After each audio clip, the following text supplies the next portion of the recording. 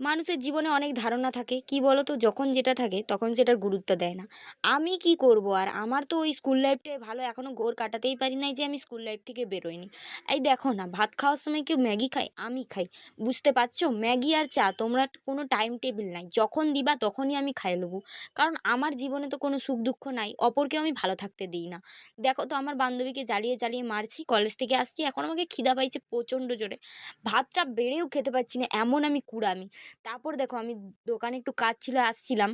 এ কয় কি আমাকে ধারে দে। তারপরে আবার এরা দুজন চলে এসেছিল কি ট্রেন্ডিং রিলস বানাবে। গাইস, থবড়া তো নয়, একদম বাঁধাকপির মতন। তারপরে ঘরে এসে আমি একটু কি ভাবছো আমি পড়তে বসি? না, না, ভিডিও শুটের জন্য একটা জিনিস লিখছিলাম আর নিজে বকবক করছিলাম। তারপরে মনে হলো কি আমার একটু পড়তে বসা যাক। তারপরে মনে হলো কি যে না, আমি একটু কাজ করে নিই তারপরে পড়তে বসবো। এই তো পড়ার পুরো ১২টা বেজে গেছে। ১ম এ কাজ করেছি, তারপরে পড়তে বসেছি। ২ পাতা পড়েই আমার এনার্জি লেভেল একদম চলে গেছে। তারপরে দেখো, আমার রিচার্জ নেই তো কি হয়েছে? জিও ফোন দিয়ে কাজ চালিয়ে নিয়েছি। লেভেল দেখেছো আমার?